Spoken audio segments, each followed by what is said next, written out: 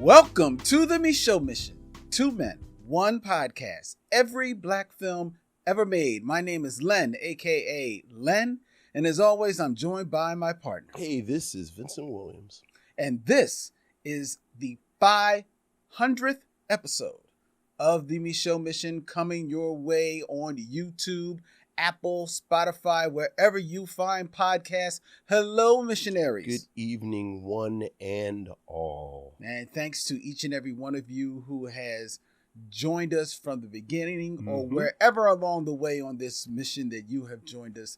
Thank you for being a missionary with us as we endeavor to review every black film that has ever been made or released to theaters. Absolutely. Welcome, one and all. Welcome, longtime folks and new friends. Yes.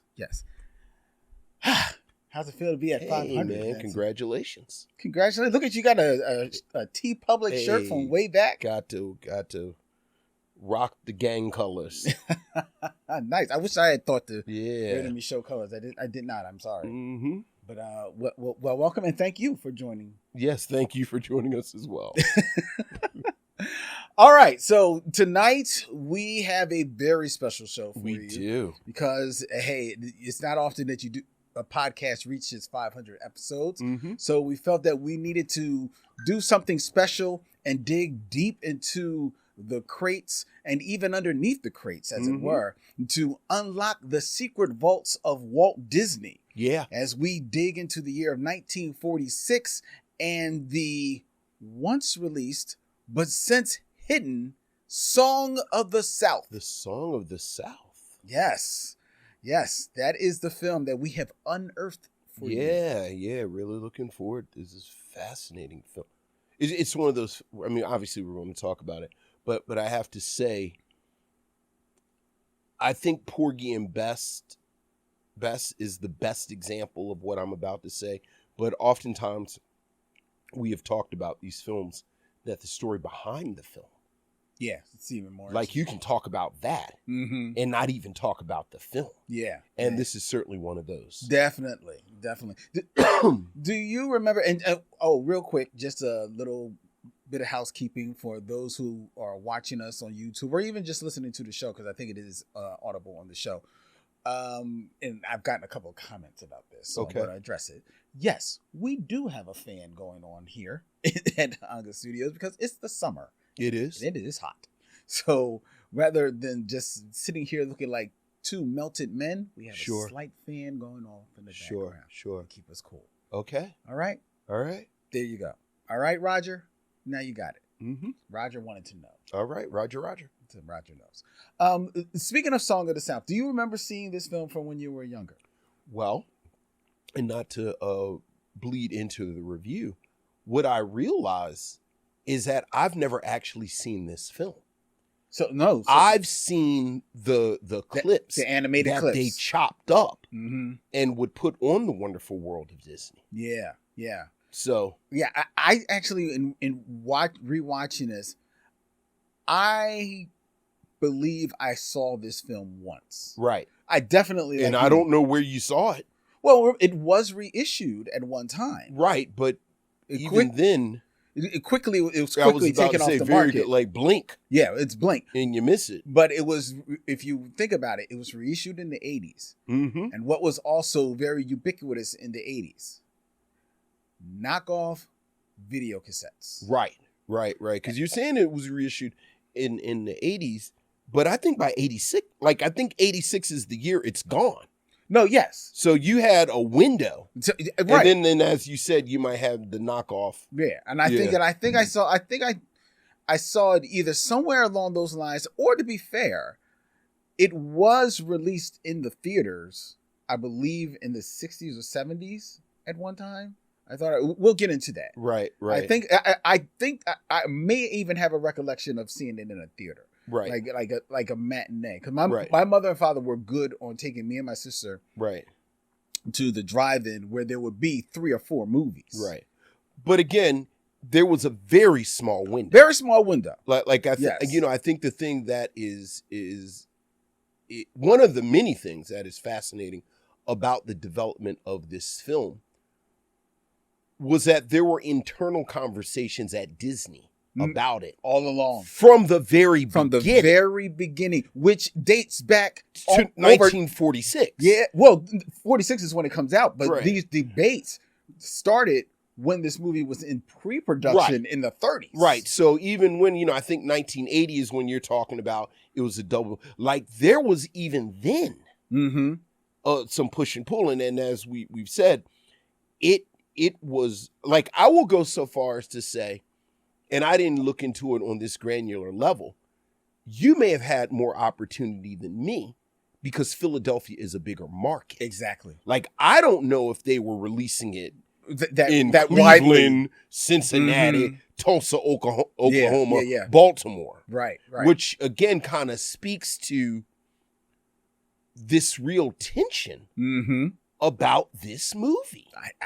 Really. And so again, it's like the Porgy and Bess thing, where it's like, we can't even get to the movie because of the drama, the fascinating drama around the movie. I know. Yeah, I know. But what we did get to here at the Micheaux Mission is we got to 500 episodes. We did. This is our 500th episode. And I was thinking about this, and I was looking into like pop culture in general. Okay. Right? And trying to find other times when cultural events that reached 500. Okay. TV shows or sure, or episodes, right? In our world, comic books. Mm-hmm. Now, in the world of TV, of course, 500 episodes is, as a rule, is not hard to do, but that's because there have been so many long-running news shows, right, that have reached 500. Right. You think about 60 Minutes, right, has reached 500, or Meet the Press, sure. the news shows. But when it comes to the world of, actual scripted media, it definitely is a different number there. Sure. So I was looking at some of the more popular ones, and the first one that came to my mind, because they just recently celebrated their 50th year on air, and that was Saturday Night Live. Sure. Absolutely. Saturday Night Live, which, of course, has passed 500 episodes. They reached their 500th episode in March of 2001, which was season 26, the 15th episode of that season. Did they commemorate it as a 500 episode in any way? Well, here's the thing. Like, did any of like did Steve Martin or somebody host it? Well, I will tell you. The featured players on that episode were Rachel Dratch, Tina Fey, Jerry Minor, and Maya Rudolph. Okay. Those are the featured players. Yeah. The rep players from that season were Jimmy Fallon, Will Ferrell, Daryl Hammond, Chris Kattan, Tracy Morgan, Chris Parnell, Horatio Sands, and strong cast. Anna Gastier. The musical guest was the legendary rock band Aerosmith. Okay. The host was the star of 10 Things I Hate About You, Julia Stiles. Oh, they could have done better with the host. Yeah, that doesn't sound like they really... That's why I'm wondering, like, did they even celebrate that it was a 500th? No, and this was Julia Stiles on her only time hosting. Yeah. It don't sound like they really... Yeah. That, like, it seems like Tom Hanks or... Right. Anybody. Steve Martin. Yeah. All right. What else we got for 500? 500. There's another show that reached 500 episodes. This was in February of 2012. The Simpsons. Oh, yeah. I know they celebrate.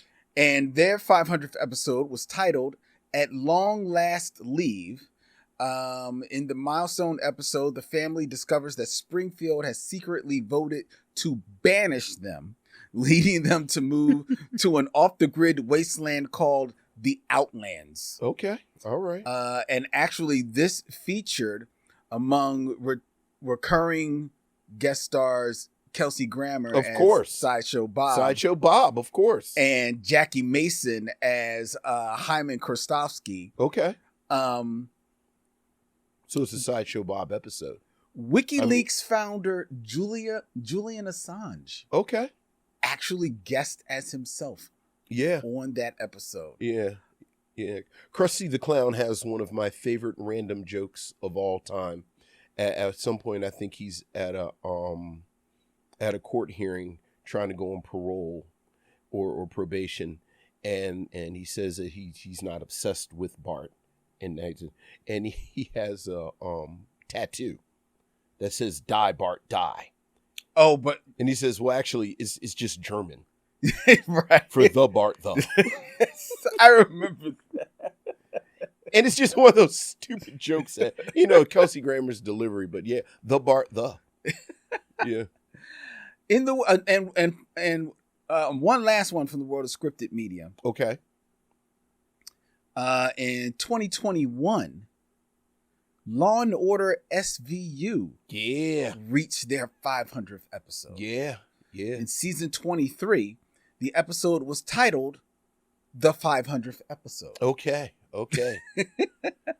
And it centers on Olivia Benson, Mm-hmm. played by Mariska Hargitay, confronting a painful piece of her past when former detective Nick Amaro returns. Oh, so there's a little continuity in there. I suppose so. La-di-da. Okay, and they hold the dough on Law and Order SVU. Are you a fan of that show? Nah. Me neither. But I think I've seen maybe 3 episodes ever. But you must not have seen, I think... Am I a fan of them? It's like saying, are you a fan of potato chips? It's like, they're there. I'll eat them. Okay. Well, Law and Order's SVU. Right, will you watch it? Like I feel like I've been in doctors' offices or waiting rooms. That's different. That's your help captive. Right. No, but if you're scrolling. No, I'm never going to stop on it. No. Okay. Even if you're just looking for something just mindless to put on the television? I'm certain it's been on. And I just didn't turn the channel. Okay. But I mean. All right. Well, it's nothing that I've ever looked at. Right. All right. Now I'm going to turn to something that's a little bit more near and dear to our heart. Okay. The 500th issues of comic books. Yeah. Because very few comic books reach 500. I mean, it's issues. I could probably guess most of them, and yeah. Well, let's see. Now, first of all, one that we're not even going to talk about because the 500th issue probably read the same as the first, the 100th, 200th, 300th, and so on and so on. Like and Archie. That's Archie. Yeah. Exactly. It is Archie. Yeah, but the legacy titles, Action Comics. Action Comics. Detective Comics. Yes. Superman. Yes. Batman. Very good. I think we're at the point where some of the Marvel comics from the 60s have been hitting, Fantastic Four, Avengers, yes. Thor, yes. Spider-Man. You've got 2 more. You've knocked them out. Did Hulk hit 500? Hulk did not. I was about to say, because I know Hulk was spotty. Same with Daredevil. No. Daredevil was also spotty. Would Iron Man have hit? Nope. Yeah. So, yeah. Not even Captain America. Well, I know Captain America has it. So what did I miss? You missed the Avengers. I said the Avengers. Oh, no, did I said the Fantastic Four. You said the Fantastic Four. All right, so the Avengers. Okay. The Avengers hit 500 in September of 2004. And you missed the Uncanny X-Men. Uncanny X-Men. Yeah, in 2008. I actually would have thought the Hulk or Daredevil would have hit it before them because I know the X-Men was a little spotty. Yeah. But yeah, okay. Yeah. I actually would have thought the Hulk maybe... I see the Hulk not reaching it because at some point the Hulk was bi-monthly. But same with the X-Men. Right. Yeah. And also didn't one time the X-Men, they stopped with new issues. And they were doing, that's right. Repeats. So but it never stopped. I think with the Hulk. I'm just going to say it. I'm calling shenanigans on the X-Men. I think they juked the stats to get them to 500 because they wanted some of that X-Men money. I don't know, that because X-Men anniversary money. I don't know, because remember, there was a time in the early aughts, when the X-Men were going to twice a month. Okay. In my mind, that's juking the stats, though. I don't think they did it to juke the stats. Yeah. Though. No. No. We're getting all this money. Okay. Well, yes, they were getting all the money. Yeah. Yes. To me, that's juking the stats. Okay. All right. Well, fair. Like even Action Comics. If it wasn't Action Comics, I would have called, because remember, for like a year or two, they were weekly. Yes. Yeah. So even that, but okay. Well, Action. A lot of really interesting Jon Stewart material during that time. When the Action Weekly years, when he was one of the features in Action, when it was more the anthology. Yeah. Oh, really? Yeah. Like my Jon Stewart people, you quietly need to know the Action Weekly years. See, most people feel like in the Jon Stewart of it all, you really only need to know Cosmic Odyssey, the trade paperback. No, that's just the planet destroying thing. But well, that's the big story. He starts dating Kat Matua in Action Weekly. Okay. I think they lean. But how many people know Kat? Well, I'm saying if you are if you're a Jon Stewart person. right, and a lot of Jon Stewart people became Jon Stewart people because of Justice League Animated. Yes, and they reference that on there. Oh yeah, they reference. They don't show it, but they do reference. I mean, it. They reference there, but they reference that they had a history. Yeah, that's right. 500 issues of All right, and now we're at 500 And now we're at 500 podcast. Look at us. Sitting in hot cotton in good company. We are. We are. I'm proud to sit with Batman and Superman and all them. All right, let's hear from you, missionaries. Your emails that we call Missives from the Missionaries. So what else is going on, Len? We have emails, Vincent. Ooh, missives from the missionaries. Ooh. Ooh. Ooh, missives from the missionaries.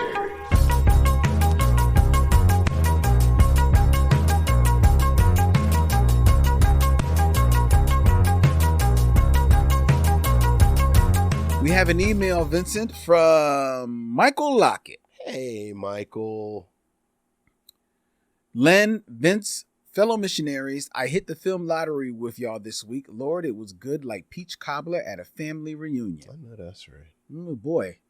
You must smell the metaphors that are coming in the Song of the South. Last week's film, the classic Micheaux offering of Birthright, was outstanding. Micheaux amazes me whenever I put his work in the context of his time. Brave, brash, and a little bit belligerent, allowed this pioneer to dynamite a door being held closed by America's version of white delusion.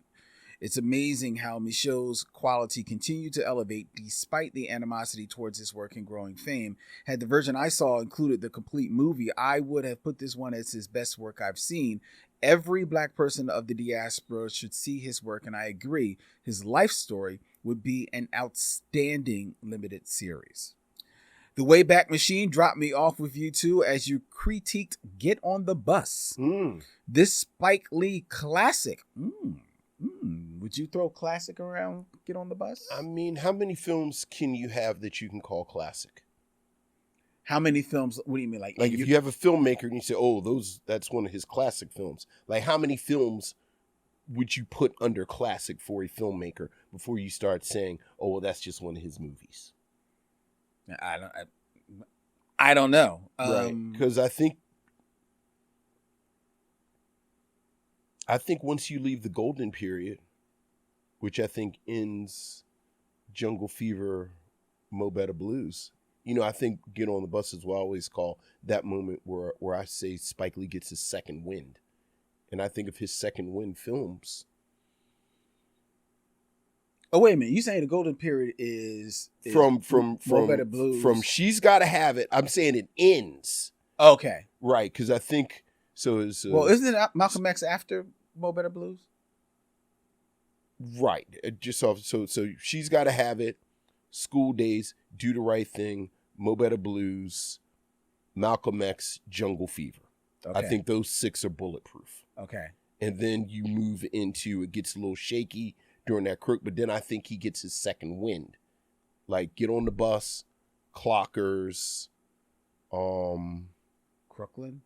Crooklyn, you know. So that's like in my mind, okay, he's getting his second wind a little bit.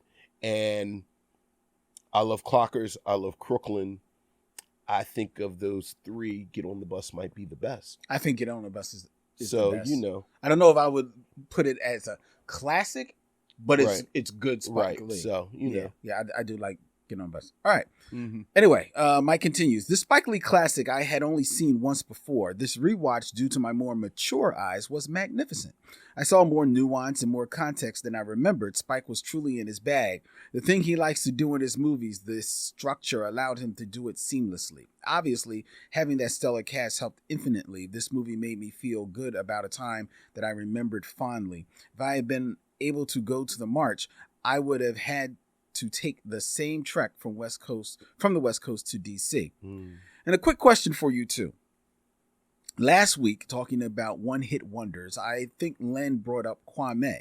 Yes. I'm not certain if you know, but Kwame basically took an extended sabbatical from music and developed an entirely other career in the creation, promotion, marketing, and collecting of toys and action figures. I did hear that he had a significant action figure collection. Oh.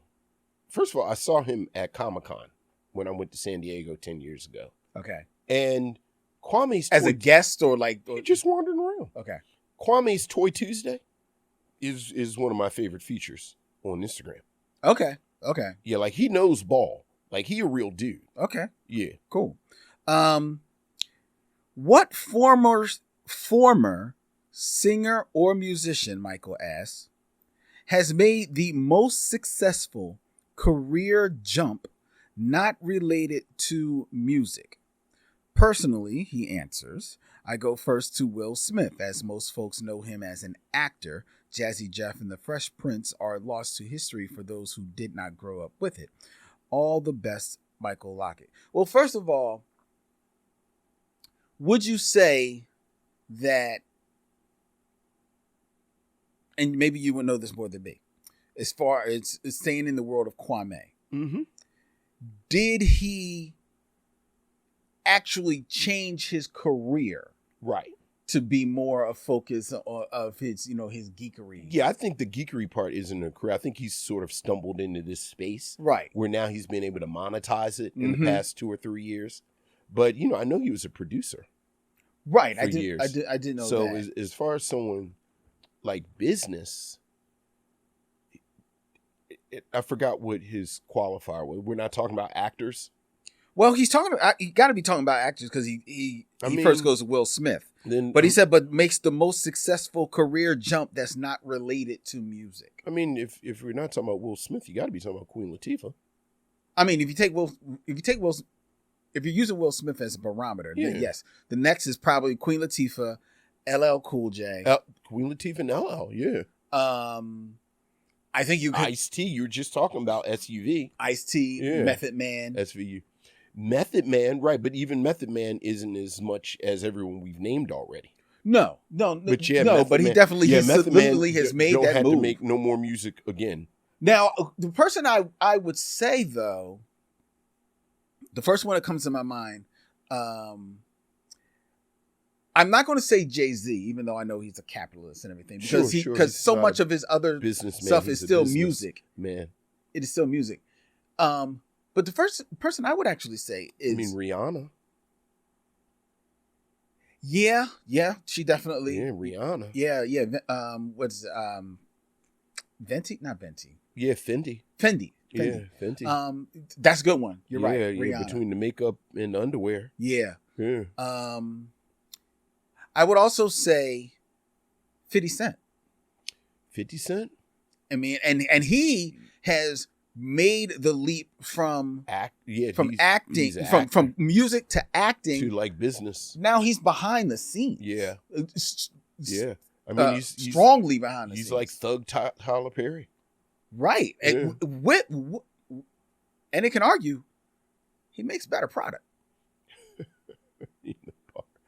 The bar. Like you're rolling 2 bars on the ground right now.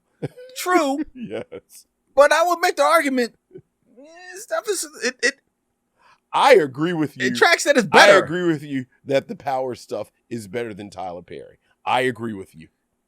Do you know why? Because he puts people in place to do their thing. He doesn't try to do their thing. Yeah, but he's still terrible. Okay, well, like what we're not going to do is pretend that Power in all of the various and sundry Power shows. Does The Wire make your head hurt because it's too smart? Boy, do we have something for you. Well, wait a minute. I'm not gonna. What part about what I just said is factually incorrect? I'll tell you. Okay, please do. Admittedly, I haven't watched them all. Mm-hmm. I've only seen very select. How many episodes have you seen? Of all of them, because it's the same show. Basically, true. How many episodes have you seen? Have you seen 5? Yes. Then I think you can speak on it. Go ahead. Go. Okay. I would say that they're not horrible. I would say that they know their audience. You just described Tyler Perry. They're feeding their audience what they like. You just described Tyler Perry. However, they are doing it in a way that I actually can see quality on the screen. The stories aren't great. Quality or competence? No. I will say quality. I will say that the production values of his shows are on par with most network television shows. I can't say or because they're television You just shows. described competence. No.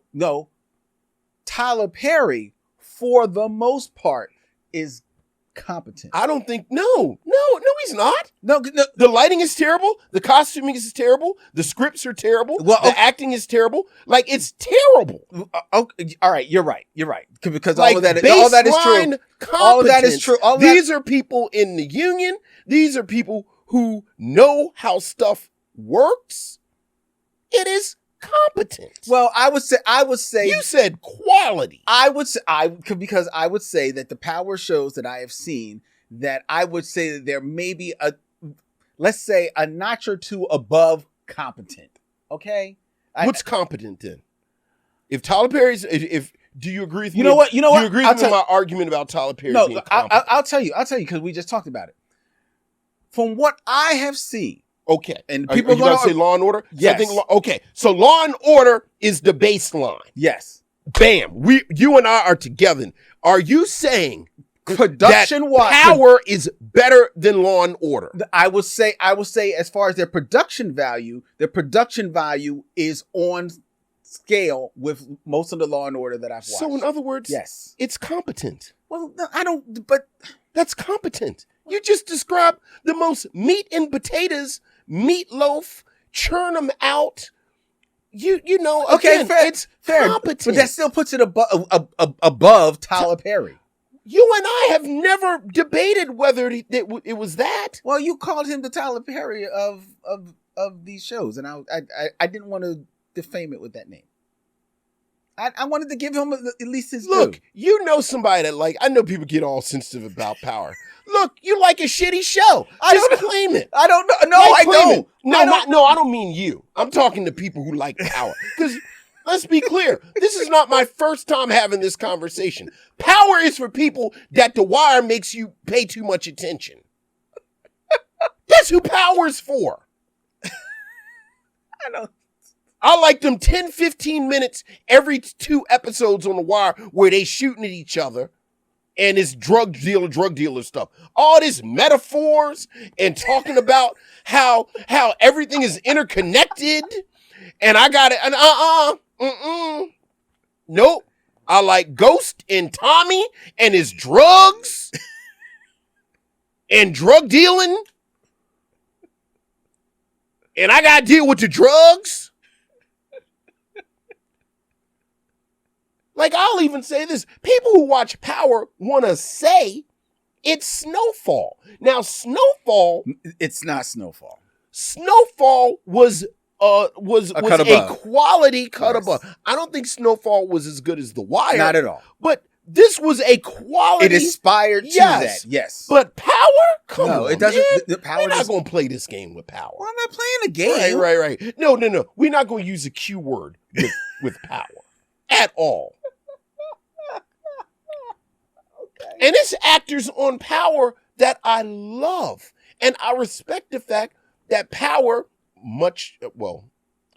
I think the pay scale is different. Yes. But employs people. Yes. Like it's a lot of people that bought houses and paid mortgages and paid college tuitions because of 50 Cent in Power. And again, people like it.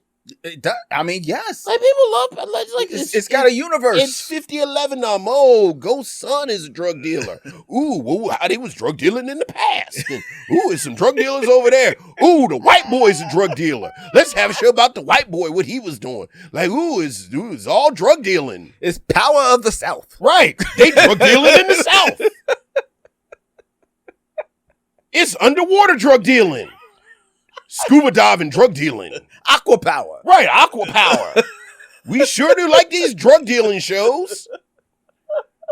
You got BMF. It's true story drug dealing.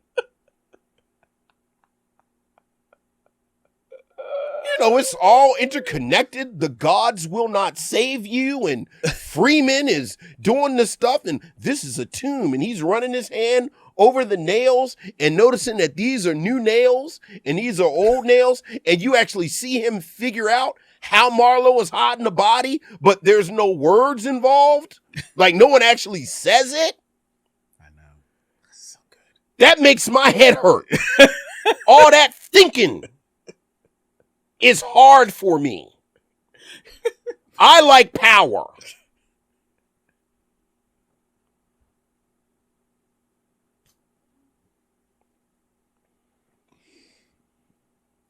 Thank you, Michael, for your email. Thank you, Michael. Right. They drug dealing. I wonder how that's going to turn out.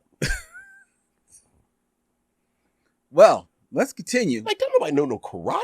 Like, can we get some karate or something? Like, it's just drug dealing? Like, everybody drug dealing? How many episodes of these shows have you watched? More than you would think. Look, you know me. It's my Tyler Perry thing. I don't talk shit about nothing that I don't know about. Okay. Like, if I'm going to talk crazy about it, I need to know what I'm talking about. Mm-hmm. That's how come I know all the various and sundry spinoffs, and I know, you know, people who worked on it, you know. My beloved Anika Noni Rose was on there for, yeah, look, it's a fair amount of overlap with actors who were on The Wire, mm-hmm. who show up in Power. So, you know, okay. Yeah. Let's move into the Game of Kings. The Game of Kings. 6 Degrees of D'Urville Martin.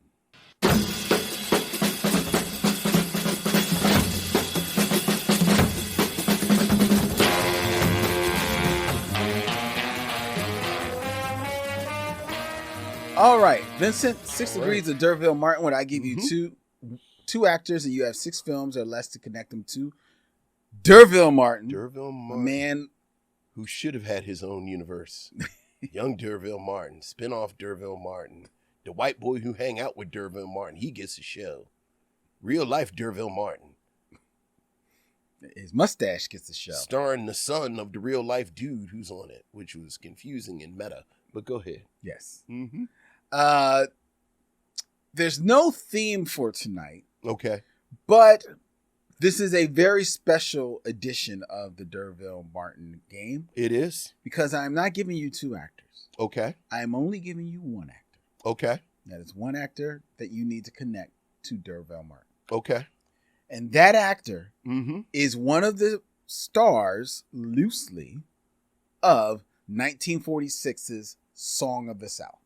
Okay. And that actor is the Academy Award winning actress Hattie McDaniels. Sure. So that is connect in 6 films or less. D'Urville Martin to Hattie McDaniel. So obviously, here's the funny. I mean, I'm going to Gone with the Wind, which I think is super relevant. to say, it was. I don't think I knew she was in this. Me neither. What else was Hattie McDaniels in? Besides this Yeah, film? like I knew she had a career. Like I'm going to use Gone with the Wind, but now I'm just sort of curious. She was in quite a few films. Let's see. She was in Anything I would know? Let's say that. Is there anything? Well, I'm going all the way down to the ones up until Gone with the Wind. She's in quite a few movies, but a lot of them she's uncredited. Mm-hmm. But after Gone with the Wind, she is in They Died with Their Boots On, film that maybe you... I have heard of that. That's interesting. Mm-hmm. She was in, of course, Song of the South. Sure. She's in 1948's Mickey. But her big deal is, of course, in 1952, she was in 6 episodes of the TV show Beulah. Yes, I didn't know that. So what was her last appearance? Beulah actually was her last appearance. Really? Yeah, because she dies not long after that. Interesting. Okay. I don't know if I want to talk about A Streetcar Named Desire or I want to talk about the Moms Mabley movie. Amazing Grace. Mm-hmm. What I want to talk about, Len? Streetcar Named Desire or Amazing Grace? Streetcar Named Desire. Let's do Streetcar Named Desire. So,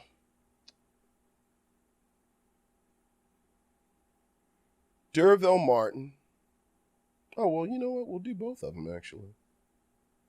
We'll do both of them. Because D'Urville Martin is in Guess Who's Coming to Dinner with Sidney Poitier. Sidney Poitier is in, appropriately enough, a film we talked about in our very first episode, Uptown Saturday Night with Harry Belafonte? No, my girl that plays his wife. Oh, is that Roxanne? Oh, Cash. Rosalind Cash. That's Rosalind right. Cash. With Rosalind Cash. Rosalind Cash is in Amazing Grace with Butterfly McQueen. Oh, that's right. She is in that. And then Butterfly McQueen is in Gone with the Wind with Hattie McDaniels. If Butterfly McQueen in Gone with the Wind? Yeah, she don't know nothing about birthing no babies. I've never seen Gone with the Wind. How on God's green earth have you never seen Gone with the Wind? Very easily, by avoiding it. Len, it is the most dangerous film ever made in American history. I believe that. Because it is so breathtakingly racist. Mm-hmm. It is actually breathtaking. But it is also, without hyperbole, one of the greatest films I've ever seen. Okay. But yeah, Butterfly McQueen, she don't know nothing about birthing no babies. Okay. Yeah, I do see that she is in there. Yeah. Yeah. I'll take your word for it. I will never see that film. Why? I mean, just because it's. I don't have any. Len, I do not say this lightly, and I am saying it publicly. Everybody tells me. And you know I don't play with this nonsense. I know. Like for me to say this, it really is everything they say it is as a cinematic experience. Like it really is. Okay. All right. I'm just saying. I'll be fine. Again, it's somebody who, like, I'm about to tear this movie a new asshole. No, I'm sure. Yeah, but yeah. Hey, look, there are plenty of people that say the same thing about select John Wayne films. Mm-hmm. I don't watch John Wayne films. Okay, so like my dad. Yeah. My dad was like that. He didn't really do. Yeah, so I'll be like The Searchers and all. I'm like, no. Mm-hmm. Gone with the Wind. Searchers is good.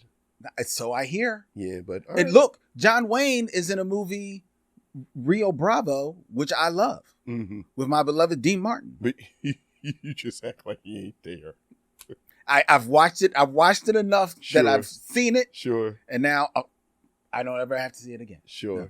Sure. But I want to, and well done on Hattie McDaniel. But I wanted to center on her because, one, I don't think you can ever talk enough about Hattie McDaniel. You can't. You know, You about can't. the significance of her career. Like you, I did not know that she was in this film. And she really is blink and you miss her in the film. And we'll talk about that as well. But I wanted to touch on her career a little bit. Some of the highlights for those who don't know, Hattie McDaniel famously won the Academy Award for Best Supporting Actress for her role in Gone with the Wind. Famously had to sit at a separate table from everyone else. Yeah. They did allow her to go up and get her award. She, said, "Thank you. I appreciate this." And then she basically went back to her desk, the seat. And she reportedly was someone who, while as I looked through her filmography, she has a long filmography. More than a few films where she's uncredited. Yeah, you get the sense this was part of what inspired Cheryl Dunye's Watermelon Woman. All of these actresses who were uncredited in these films. Right. Yeah. But looking at certain things about her career, I was interested in this. That unlike many other black entertainers, Hattie McDaniel, who was not associated with civil rights protests and was largely absent from efforts to establish a commercial base for independent black films, she did not join the Negro Actors Guild of America until 1947, which was very late in her career. However, she at one time she was staunchly unpolitical. She wanted to stay unpolitical. Actually, at one time, when the famed columnist Hedda Hopper sent her Richard Nixon placards and asked McDaniel to distribute them to people that she knew, Hattie McDaniel declined, replying, she was starring in Beulah at the time, that Beulah is everyone's friend, and that's why I stay out of politics. Yeah. And that's how she rocked the roll. But she was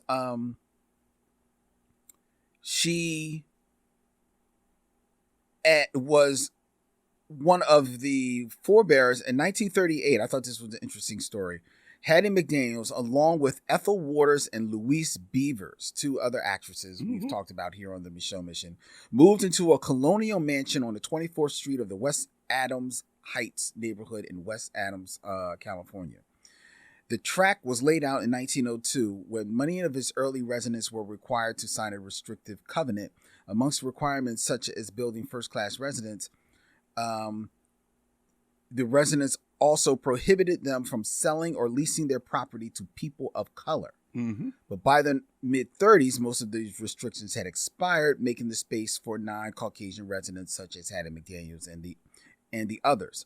On December 6, 1945, some of the white residents filed a lawsuit against 31 residents, including McDaniels, to have them moved out of the premises.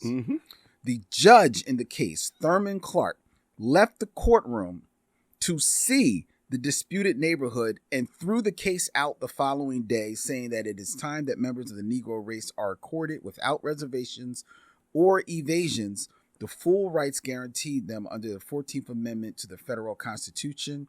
Judges have been avoiding the real issue for too long. Her case will go on to set a precedent that later impacted the 1948 Shelley versus Kramer Supreme Court ruling, which in summary states that holding that state courts may not enforce racially restrictive covenants. And then she will go on to live in the mansion with Louise and Ethel until the time of her passing. I thought that was really cool. Yeah. My favorite Hattie McDaniel story is on my list of if I get super rich or I find out that I'm an immortal.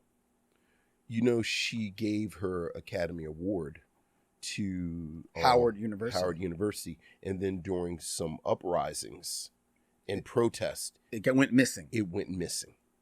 So I've always said, if I had endless funds or endless time, that's one of the things I would do, is try and find it. There have been a number of people have tried to find this elusive. Oh, but I've never tried. Okay. All right. Sure. Again, I have to have endless funds. Yes. Or endless time. Yes, for Sherlock Vincent to get on the case. Yeah. I thought one other fun story. I suspect is sitting in somebody's house, though. They say it's either in somebody, like you just some offshoot person, like you don't even rando person has it, or it reportedly may be at the bottom of the ocean. Right. I heard they met. Right, exactly. Like there were rumors that some students threw it in the. Yeah. Yeah. Here's a fun story that I learned about Hattie McDaniels. Mm-hmm. She purchased her white 2-story 17-room house in 1942. The house included a large living room, dining room, drawing room, den, butler's pantry, kitchen, service porch, library, 4 bedrooms, and a basement. McDaniels had a yearly Hollywood party. Everyone knew that the king of Hollywood, Clark Gable, could always be found at Hattie McDaniels. He loved Hattie McDaniels. Yeah. Pretty sure Clark Gable was passing. You think so? I am almost positive. Was our like Haley Stanfield passing? Really? Like in I hadn't heard that. Like about in Clark 2026, he's white. But in the 1930s and 40s, there's absolutely no way Clark Gable has 8 white grandparents, great grandparents, whatever it is when you get to 8. I hadn't heard that. About so you have Clark grandparents, you have 4 grandparents, 4 grandparents, and then 8 great grandparents, and then 8 grandparents. I bet you one American. There's no way Clark Gable had 8. Why do you say that? They've talked about him. Look him up. Where's he from? Okay. All right. This is fascinating. He's from. Where's he from? Because I think he's from somewhere where it's like, oh yeah. Get out of here. Clark Gable. Let's see. Clark Gable. Born in. I'm looking. Ohio. Mm-hmm. Cadiz, Ohio. Cadiz. Cadiz. I don't guess they talk about where his parents were born or anything. Well, let's see his that early sounds life. Suspiciously like somebody. William Clark Gable was born in Cadiz, Ohio, to William Henry Will Gable, an oil well driller, and his wife Adeline. His father was a Protestant. His mother was a Catholic. He was named William after his father, but he was almost always called Clark and referred to as the kid by his father. He was baptized Roman Catholic in Denison, Ohio. Mm-hmm. I don't have it in front of me, and I'm not the first person that said this, but yeah, Clark Gable reads. Wow, I've never heard anything about that. Yep. About Clark Gable. Yeah, there's a whole field of people talk about, and a lot of people say part of the reason he was so sympathetic to Hattie McDaniels was because, according to what I'm showing here, he was a white man born to German and Irish descended parents in Ohio. Mm-hmm. But people say because of his respect for black colleagues was unusual in the 1930s, rumors falsely claimed that he had hidden ancestry. But there has been zero evidence of mixed heritage, and Gable himself denied the rumor when asked. I'm not a Gableite. You more old timey than I am. I've never heard that. But I've never heard that about Clark Gable.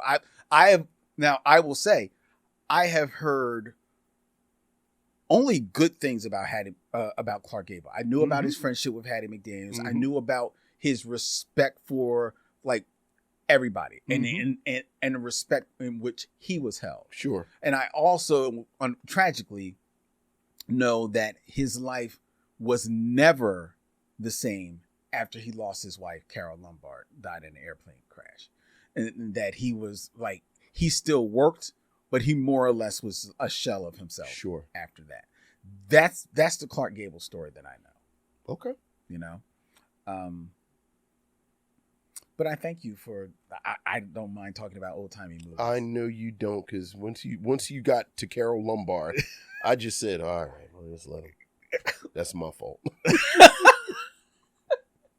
a little and now we're talking about Carol Lombard. Look. I'll have no aspersions to Carol Lombard. I have no aspersions. You don't know who Carol Lombard. I know is. She was married to Clark Gable, so I know she must have been all right. That's enough for you. And she probably knew her way how to make a sweet potato pie. But go ahead, please continue. Well, maybe we know why she liked Clark Gable.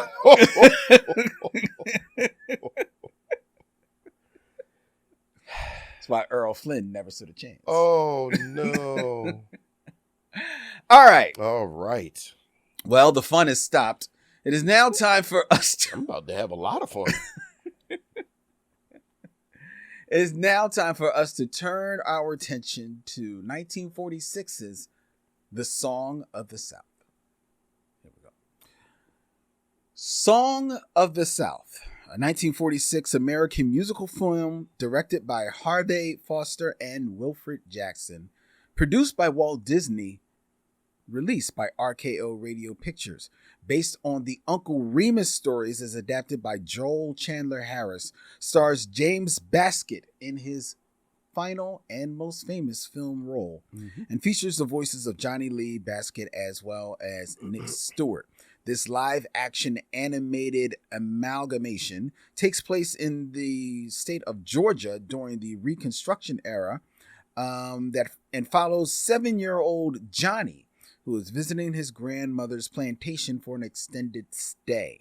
Johnny befriends Uncle Remus, an elderly worker on the plantation, and takes joy in hearing his tales about the adventures of Brer Rabbit, Brer Fox, and Brer Bear.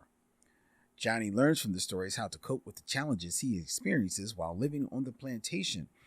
In this film that released in 1946, but due to controversy regarding its portrayal of African Americans and plantation life, has been vaulted by Disney for now up to 40, going on 50, 60 years, is our selection for the 500th episode here on the Micheaux Mission. Vincent, what say you of Song of the South? Well, it's significant that this is happening during a special episode, because this is something that I very rarely do, but I actually have a bit of sympathy for Disney when they stepped into this, and Disney having to deal with this, because when you talk about this film and you talk about the controversy around this film, quite honestly, this is poison fruit that comes from a poison tree. Yes. As you mentioned, Song of the South is based on the Uncle Remus tales by Joel Chandler Harris. He had, I believe, 7 books of Uncle Remus tales, started publishing in 1881. And the Uncle Remus tales are a collection of folklore stories that enslaved Africans told each other, the Brer Rabbit stories. Brer Rabbit, trickster story, part of the trickster tradition. Everybody has a trickster tradition in the world pretty much, but Brer Rabbit, you can trace that to the trickster tradition. I was always taught from West Africa, but then when you read about it, I was reading about it today, and they said that West Africa, that's Anansi? Well, Anansi as well. Like, that's part of the trickster, but just the rabbit himself. Okay. So Anansi is a trickster, but there are also rabbit stories. Okay. That come from West Africa. But just the little bit of reading that I did today, actually Central Africa, South Africa also have these stories. So these are stories that came with us through slavery. Right. And I think the most important thing about Joel Chandler Harris and the Uncle Remus stories is that Harris overheard these stories. Right. And put it, because Harris is a white man. Joel Chandler Harris is a white man growing up in the South, working in the South.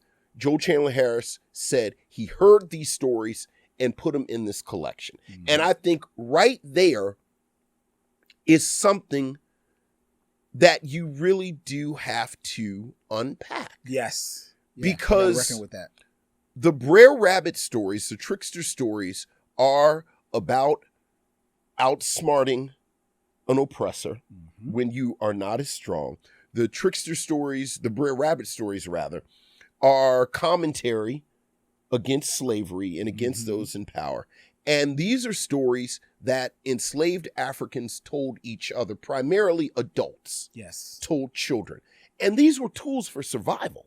Mm-hmm. So, we talk about the dozens, help you control your attitude and control your emotions. You talk about field songs and gospel songs, which kind of gives commentary, lets you know what's going on the plantation, gives direction. You talk about the way we braided our hair, which there are maps in the hair. Exactly. There is something pragmatic, practical, and radical, dare I say revolutionary, about the trickster tales. Mm-hmm.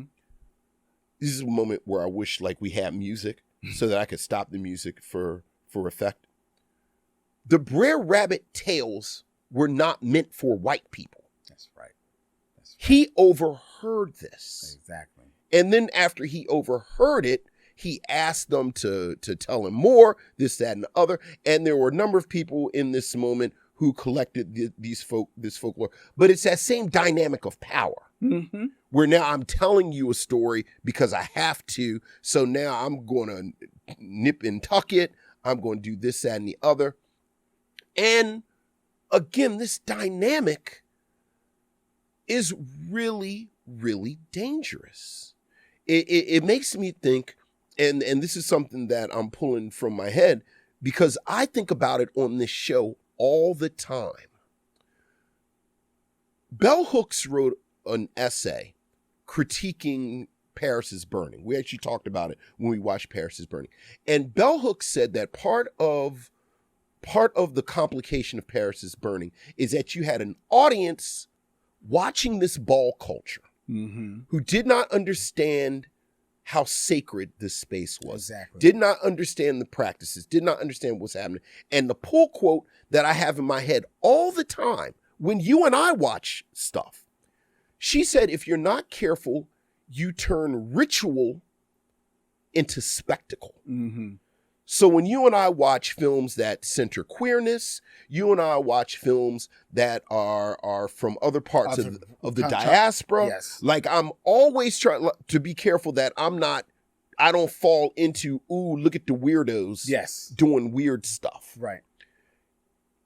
And at its best, this is something you have to address with the Uncle Remus tales. And this is reflected in the way Joel Chandler Harris presented these stories. Because let's be clear, there is no Uncle Remus. Uncle Remus was an invention of Joel Chandler Harris. Exactly. When you read these collected folklore tales, these folk tales, it has this framing device of this kindly black man telling these stories, which then reinforces the stereotype of the happy slave, of the just sleeping around slave all day, everything that goes with that. So adapting that already, you are going to run into problems. Yes. And this film version of it runs into that problem. So much so that if you'll remember, and I think I said it on camera where you said, I've never seen it. I said, of course you've seen it. Everyone's seen it. We've all seen it. I had the exact same exchange with Wendy, by the way, where I was like, of course you've seen it. Because we Gen X people and we watch The Wonderful World of Disney. And they played it all the time. And I said, they played it all the time. And then when I looked at the link today to watch it, and it said this was an 1 hour and 45-minute film, I said to myself, an 1 hour and 45 minutes? I don't remember it being that long, because the only thing that they showed in on the Wonderful World of Disney were the 3 animated segments. Right. That's it. Which collected. It's not even an hour. An hour? Is it 15 minutes of footage of the cartoon? It probably is just because it's not a half hour. It's probably a little. It actually is probably about a half hour. But you're right. It's very little. It is very very minimal. Yeah. And then you have this whole other movie, mm-hmm. which is just this stereotypical slave era, and I say that very intentionally because, as you said, it is set during Reconstruction. But let's be clear. There is not one moment in this film until 10 minutes before the film goes off where you get the sense that this isn't actually slavery. I know. Like, there's a moment at the end where Uncle Remus says, I'm going to leave. And I said, leave? Where are you going? Mm-hmm. But when you read about it, you realize that the Hayes Act and everything, they actually said you have to make clear that this takes place during Reconstruction. And during the production, they were supposed to put the year up, mm-hmm. but they never did. No. So that you saying, oh, well, it's set during Reconstruction, there's absolutely nothing in this film that lets you know it's takes place during Reconstruction. You're right. And you understand why, from the very beginning, this was controversial. Because this narrative of the happy slave, the happy darky, you never actually see anyone working. Like, like there are moments in the film where you have some singing black people walking back and forth with farm tools on their shoulders. Yeah. But you never actually see them working. And Uncle Remus, I don't know what Uncle Remus just sort of hangs out. He just hang out. He's just hanging out. Like, at one point he had it looked like he was doing something with the boot. Mm-hmm. But Uncle Remus just sort of hangs out. That's it. And the story about this young boy who spends his time on the plantation with his mother and his mother's family, there's this very evocative moment that goes nowhere, that his father has to go back to Atlanta because his father is an editor of a newspaper, but apparently he has some controversial views and he has to deal with the newspaper that never is addressed at all. Not at all. And the newspaper's in Atlanta. In Atlanta, you know, he strikes up this friendship with the poor white girl, and then her brothers kind of give him the business a little, but like there's nothing actually there performance-wise. As Uncle Remus, James Baskett is lively. He is a happy darky, but you cannot deny his presence. Can't deny his charm. You can't deny his charm. You understand why he has a job. As you mentioned, Hattie McDaniels is in here maybe 3 scenes. Yep. And completely wasted, which she has. I actually chuckled when I wrote it down. Like, I laughed at myself. I said, this is the most Vince critique that anyone could get. Like, anyone can guess what I'm about to say. Like, if you say, hey, Vince, what was the best part of the live action segments? There is a moment where Uncle Remus comes in the kitchen with Hattie McDaniel's character, Aunt Tempe. And it is just the two of them. Ain't no white people nowhere. I don't know if it's 2 minutes, but it's a little flirty. Yes. It's a little lively. You have these 2 older black people with no eyes on them, and they're talking about pie. But are they really talking about pie? Like, are they really talking about pie? And like I said, I laughed at myself because I said, this is the most cliche, stereotypical Vince thing ever, that I like the part where it's just the black people by themselves. The animation is great. You know, I'll let you, because I know that was your deal. Like, when I got to the animation part and the hand-drawn animation and the really sophisticated use of live action. And how it blends together. I said, oh yeah, I know this will be Len's jam. But, you know, It is a film that people lament being gone. Yes, they do. But I have to say, I think we lament it because we haven't actually seen it. Mm-hmm. Because the parts of this film that are worth championing, the parts of this film that are worth elevating, it's not a whole lot of that part. And that is the animated part. And the Uncle Remus part. And the rest of it, you know, to end where I started, the rest of it is sort of racist and terrible. But I can't really blame Walt Disney for it because you're just adapting this material that was already terrible. Right. And you're trying to in there do some type of justice to the material that you got. But I will say that, and we talked about it a little bit at the top of the show, Disney went into it knowing, this is going to be some troubled waters. Yeah. So he tried to bring in some people to work on it to kind of like, make sure that they were being as respectful as possible. Right. In their production of it. I actually wrote down here in my notes where I got it here, because he actually brought in the development of it, there was an actor who he brought in to help write on it, Clarence Muse, who was an African-American writer and actor who he brought in to help write the script for it, because they had hired Dalton Raymond to write it, and Dalton Raymond had never written a script before, and this was his only script that he would ever write.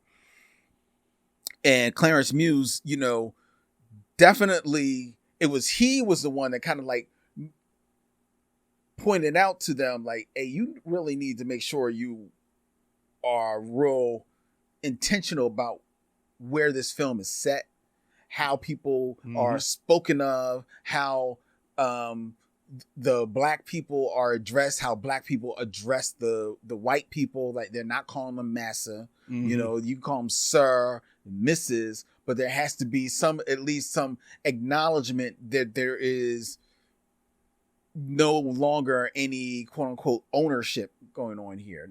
No slavery. Like, this may be the day after Reconstruction, but it is the day after Reconstruction. So, but Clarence Muse would not get a credit on the movie because ultimately Disney says that as a performer, he actually wanted to play the Uncle Remus character. And they were like, well, no, we don't want you to play Uncle Remus. They got James Baskett, who you said is charming. He is, he holds the movie together. He would actually be awarded an honorary Academy Award. Yeah. No, not a posthumous. Oh, he was. Oh, I don't know. I didn't know he was still alive. Okay. He was awarded an honorary Academy Award the year of the release. Okay. Because they just wasn't going to give it to.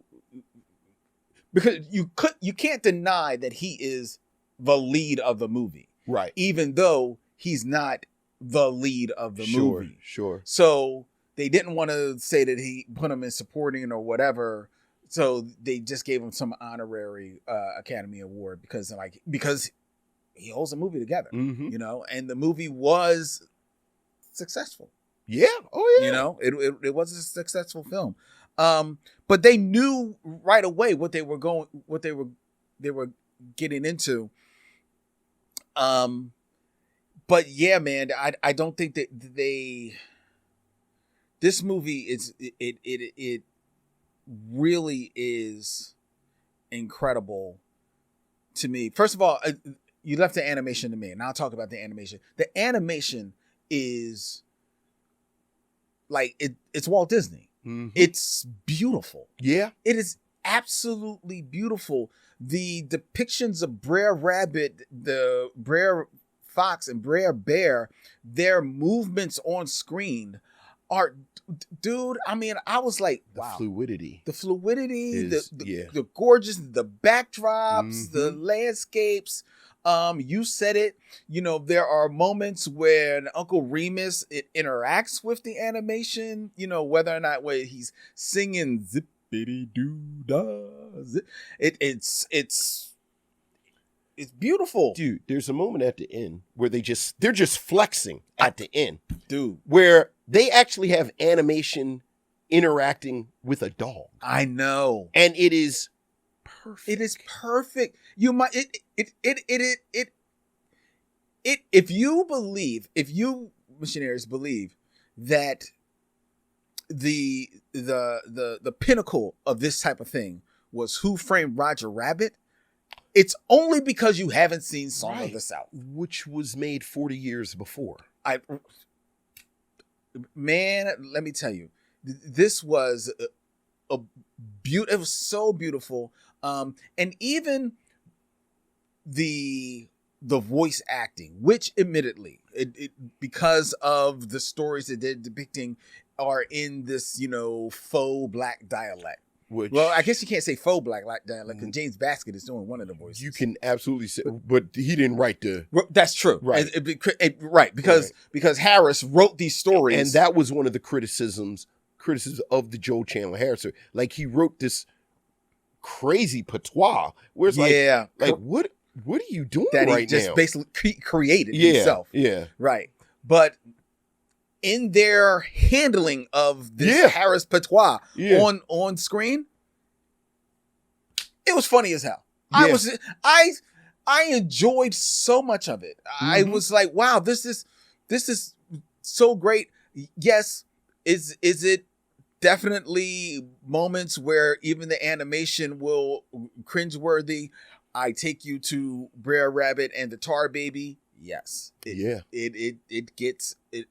It goes there, and it's a little hard. But I will say that in the hands of the Disney animators, it still looks gorgeous. It still looks beautiful. Yeah.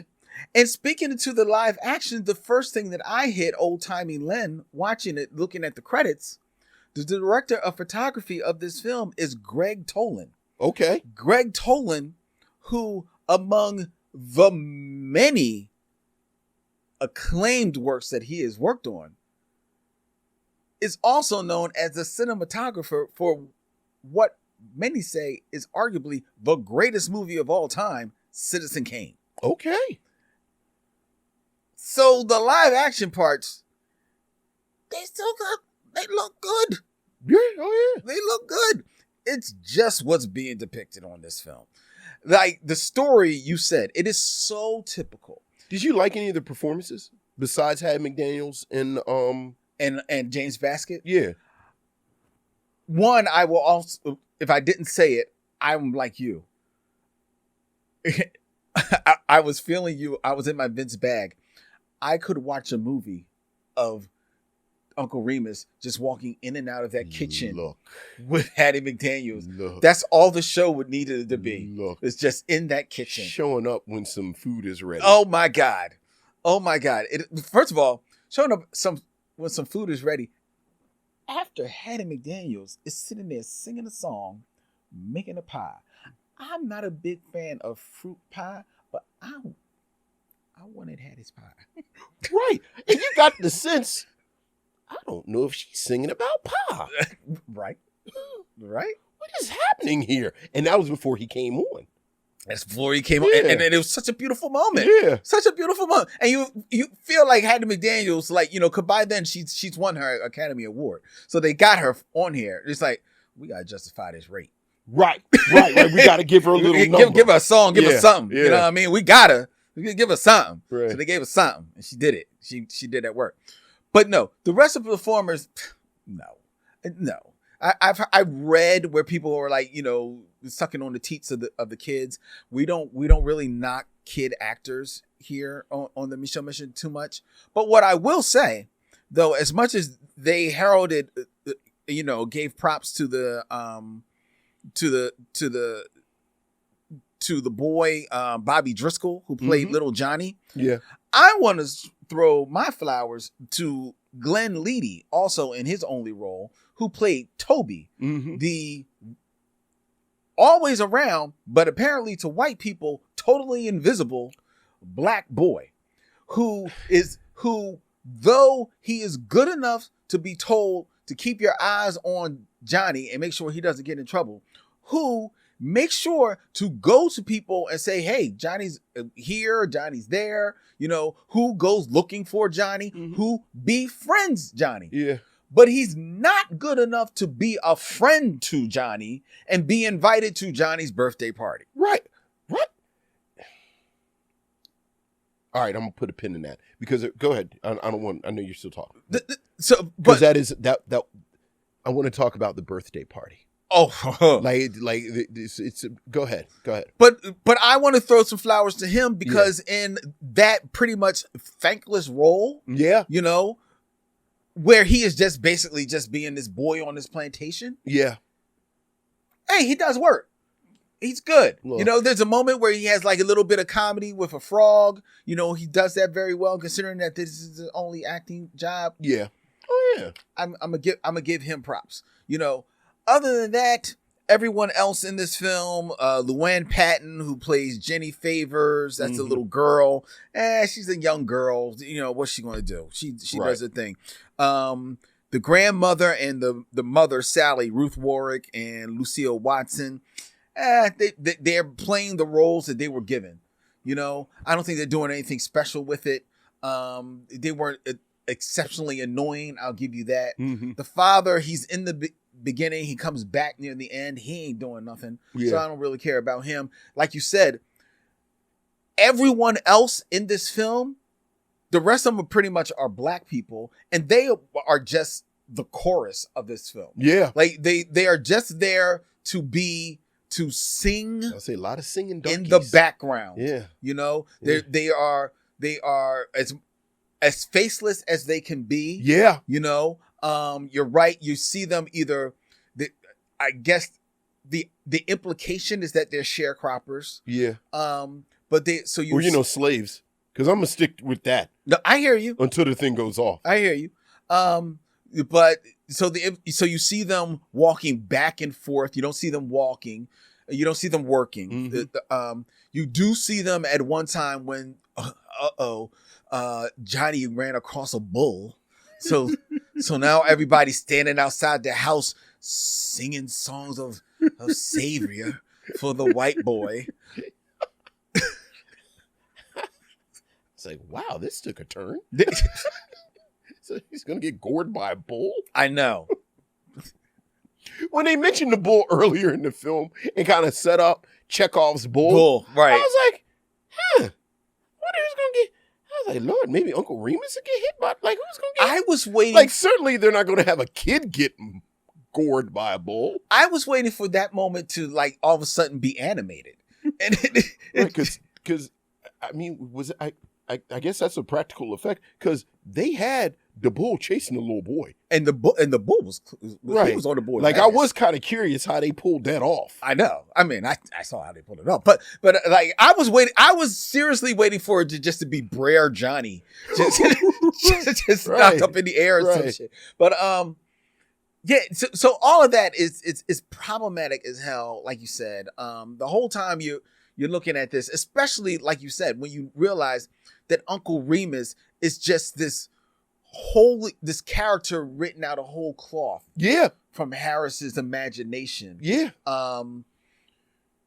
It really becomes super problematic because I remember noting when we reviewed Dolomite and how Dolomite kind of like built his act on the signifying monkey tails that he more or less heard. Right. But at least he was of us telling those stories. Right. So you kind of, you saw him at least as a trusted narrator of the tales. And it's a pure channeling. Exactly. Like it's not like Dolomite stood up on stage and made up almost like a Mudbone type character to tell the stories. Right. So that kind of, and again, tell the stories because Uncle Remus tells the stories to little white children. I know. Like the whole thing and is amazing. Like it's like you missed the point, the book. And the other insidious problem about this is, like you said, the history of these tales, the practicality of these tales, the reasoning why these were being told to black children. And you do see in the beginning of the movie, Uncle Remus telling these stories to black children. Right. But the movie doesn't ever give you a moment where you see the black children sitting with the stories, right? Digesting them, learning from them, putting into practical use what they've learned. But you see Johnny doing that. Right, and that's the other insidious part about this film. And like with all of that, I landed at watching this film. I recognize why it has been vaulted. I think to your point, recognize why I do see why some people still championing for it to be released, so that people can see it and truly reconcile with the movie. I'm not for it, right? But I see their argument for that. I think any argument that talks about the film in its totality, I call shenanigans on. Okay. Because I do think the way the film is structured, it's actually structured in a way that you don't need this superfluous plot. You don't, and not at all. That's true. I think you can grit your teeth that Uncle Remus is sitting there talking to a little black boy and somehow this little white boy is here. But you kind of grit your teeth through that, and then you get this glorious animation. You basically get the never-ending story. Right. That's right. The valuable part. You're right. You're absolutely right. I don't need to see his mother and grandmother. You don't need to see the ride in on the cart. You don't need to be on the plantation. I don't need to see any of it. Now, you're right. If you were so inclined, if I were studying this, I was a little interested in the way they thread the needle on these issues. Because again, there's absolutely nothing in the narrative that will let you know that this isn't during slavery. That's true. Until that moment at the very end talks about where Uncle Remus saying he's leaving. You've got these white people. First of all this aunt and uncle business is crazy racist. This is all part of a practice where white people can't call black people by honorifics. I'm never going to call a black person Miss this or Mr. that. So the best I can do is uncle. That's the highest form of respect I can show you. So they call him Uncle Remus. They call her Aunt Tindy. Yeah. And that is the highest form of respect. So just right there, it's during slavery. This whole bit where Toby is assigned to him stinks of you're the kid slave. That's next. That's your job. Yeah. Len, I was leaned up in my seat at one point. There's where the little boy, what's his name? Johnny runs into altercation with two other little boys who are poor white boys. The Favors boys. And that's absolutely part of the text. These are poor white folks. But they are still white folks. So I was particularly interested in how Uncle Remus interacted with these young white boys. Well, I thought, real quick, I'm sorry to cut you off.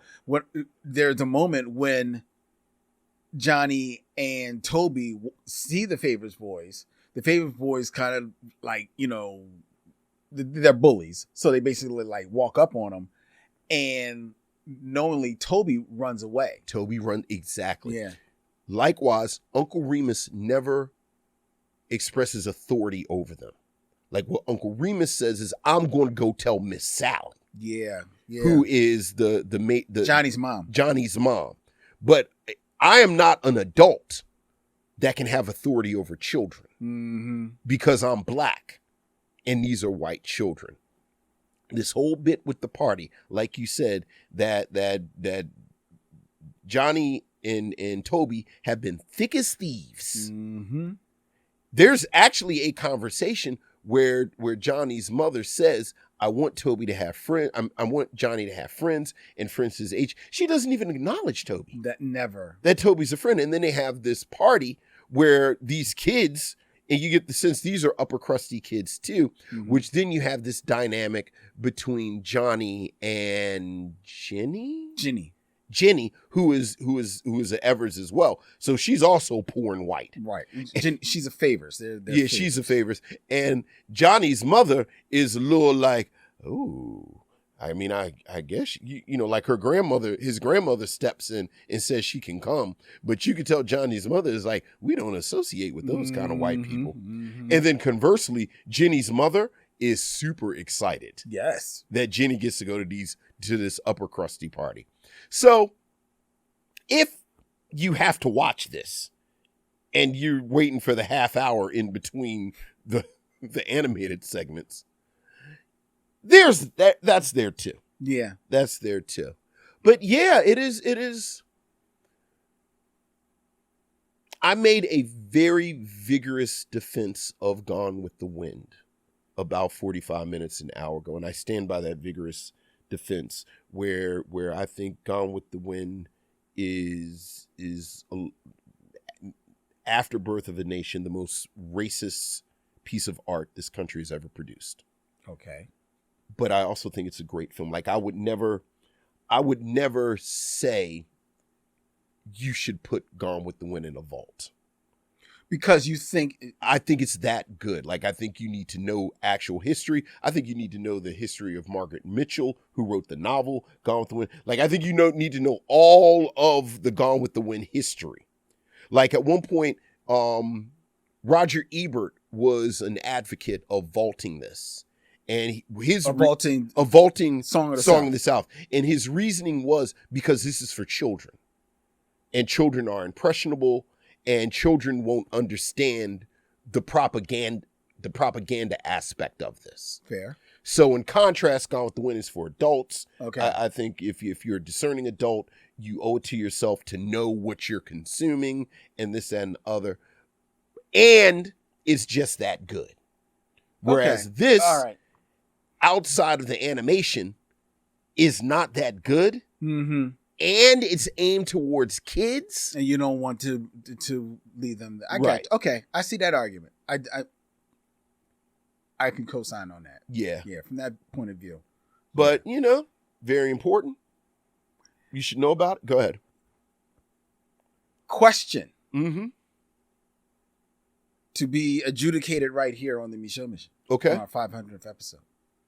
Song of the South. Yeah. Is it a black film? It 100% is. Look, this is part of that mission that these Civil War apologists, these like that whole notion of the Southern gentility and the War of Northern Aggression, all of this was intentional and deliberate propaganda. Like I just mentioned Margaret Mitchell. Margaret Mitchell, off the top of my head, I forget the dude who wrote The Klansman, which is what Spike Lee. No, that's the Black Klansman. It was a novel called, I think, The Klansman that Birth of a Nation was based on. But Margaret Mitchell, the dude who wrote the novel that Birth of a Nation was based on, what's my man that made Birth of a Nation? D.W. Griffith. D.W. Griffith. These were all Southerners who were the children of Civil War veterans. Thomas Dixon Jr. wrote The Klansman. Thomas Dixon Jr. These are all people who consciously were trying to change the narrative of what happened with the Civil War. So that very, again, consciously, intentionally, Gone with the Wind was propaganda. Birth of a Nation was propaganda. Oh, I'm collecting the stories. Oh, I'm being respectful, blah, blah, blah. Joel Chandler Harris was engaged in propagandistic activity. Mm-hmm. So, the thing is called Song of the South. They are telling you this is what's going on down here. Yeah. So it's absolutely black. Okay. You know me. You fool around, and if I get my druthers, we gonna sit, because full disclosure, Len, I'm gonna just be vulnerable and transparent. This is not the first time you've told me that you haven't watched Gone with the Wind. I know. It actually bothers me that you haven't watched Gone with the Wind. At some point, I'm going to choose Gone with the Wind, mm-hmm. and then you're going to watch Gone with the Wind, because I think Gone with the Wind, you can argue, is a black movie as well. Okay. So, fair. But yeah, I think this is absolutely a black movie. You? Oh, yeah. Oh, it's absolutely a black film. Absolutely 100% is a black film.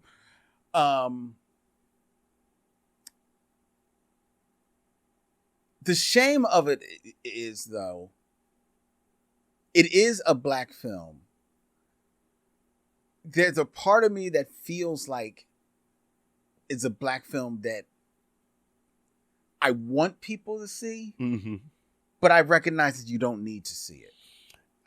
I think like I just said, I think we saw it the best way to see it, and that is the animated segments on The Wonderful World of Disney. With maybe, like you said, if it could be edited in such a way that you've got Uncle Remus still there introducing the film, the stories. Right. Well, that's what they would do on Disney. Like, they would have that framing device of Remus talking to the little boys. Mm-hmm. And then, I mean, the first segment, Zippity Doodah segment, it's all actually transitions into that. Into it. Yeah. So, like, I always knew about Uncle Remus. Like, this whole bit about the plantation and the parents and the grandmother and Hattie McDaniel, I didn't know anything about that till today. Right, because you're thinking, I've seen Song of the South. Right. I was like, who is this? But watching who are all these people? But even watching those animated segments today, I could see that it gets a little rocky. No, it gets rocky, but I could also see where,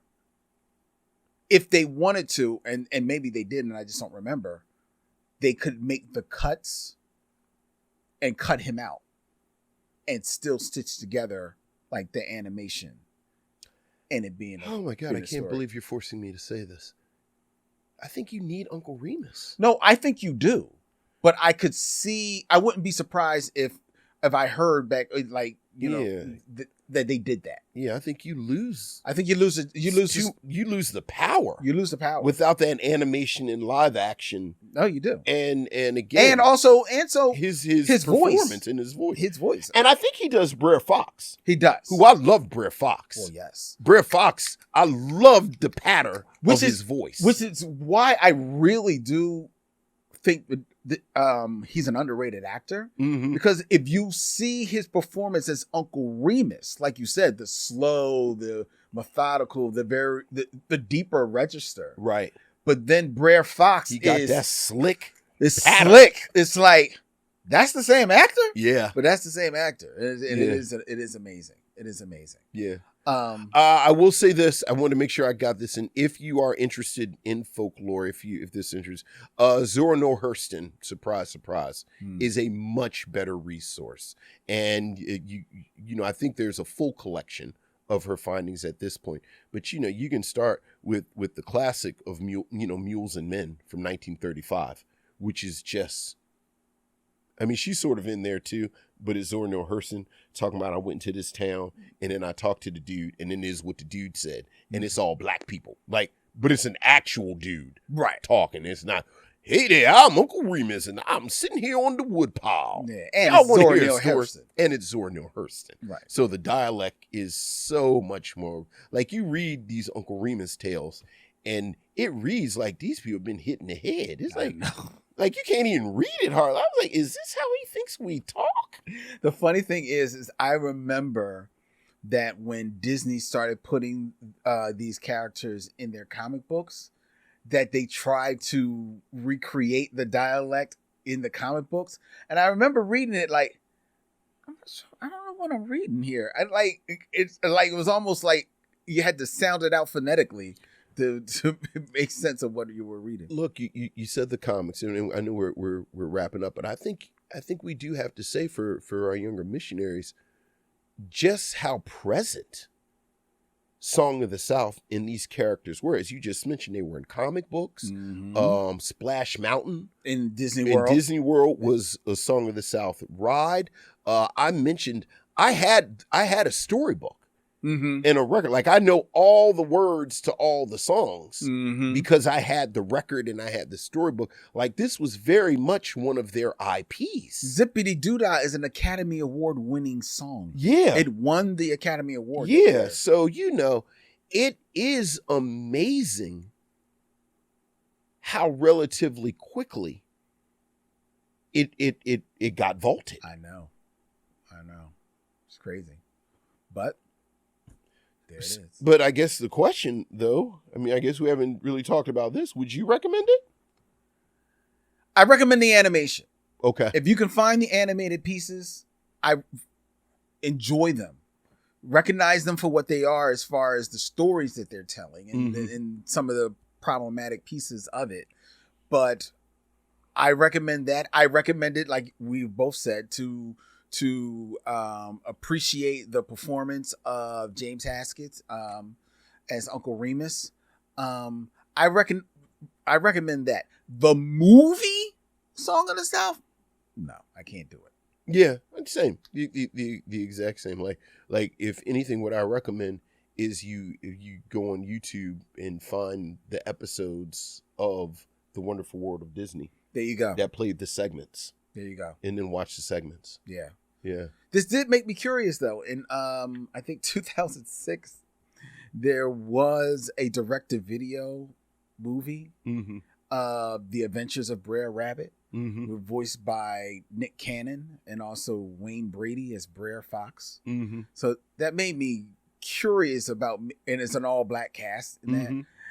I'm curious. I may want to check that out. There's no Uncle Remus in it. It's just the animation. I was about to say, I wonder if it's just because, my people from Alabama in Louisiana, I've actually heard the Brer. I heard these all the stories. Yeah. Yeah. So, you actually, you don't need Uncle Remus. You know. But the Brer Rabbit, Brer Bear, Brer Fox, Brer Wolf, like all the Brers, which is, it's brother. Right. Yeah, so, but yeah. There you go. Same. All right.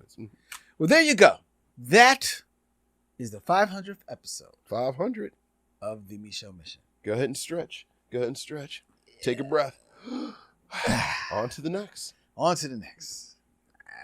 don't even know what that is yet. Well, it'll be a black movie. Chances are. But until then, I invite you to follow the Micheaux Mission wherever you find podcasts. Apple, Spotify, YouTube. Please subscribe, follow, be notified of when we drop our new shows. New episodes drop every Wednesday. We drop a new episode of the Micheaux Mission on YouTube, on Apple, on Spotify, wherever you find podcasts. The Micheaux Mission is a proud member of the Believe Podcast Network, BLEAV. Every sport, every topic, everywhere. Go to Believe.com and check out their whole legion of podcasts. On the social media of your choice, you can find the Micheaux Mission and you can like and follow us and check out all the things that we got going on Instagram, Threads, Facebook. We're right there. The Micheaux Mission is also going to be showing up at the Bryn Mawr Film Institute on Wednesday, August 26th, along with our good friend Stephanie Watts of the Be Real Black Cinema Club, as the Be Real Micheaux screening series returns with Bad Sonia Sanchez. Yes, sir. Cool documentary about that noted poet and activist. Tickets are on sale right now at brynmawrfilm.org. Okie dokie. If you want to really get in deep with the Micheaux Mission, I invite you. Join us on Patreon. Patreon.com/the Micheaux Mission, where for $5 you can gain access to 3 exclusive monthly podcasts: the Binge Lounge, Serial Killers, and Len's Secret Movie Podcast with Ariel Johnson. All proceeds for the Patreon help continue all the initiatives here on the Micheaux Mission, and we thank each and every one of you who joins us on Patreon. We thank each and every one of you who have joined us along the way on this trip, all the missionaries. Vincent and I enjoy getting together every Tuesday to laugh it up and joke with one another, but it is so much more rewarding because of each and every one of you. Thank you so much. You know what? I'll offer this because I've been thinking about it. Because I said I wasn't going to do the kindred bashing. Yes. You know me, I don't like to curse the darkness. Mm-hmm. I like to light a candle. Yes. Binge Lounge, I say we do an Octavia Butler primer. Okay. Like Octavia Butler properties that I think should be made into shows. Okay. And movies. All right. Because I think so there you go. And you know how much I love to annoy you, so I will come with prospective cast for all of those productions. Okay. All right.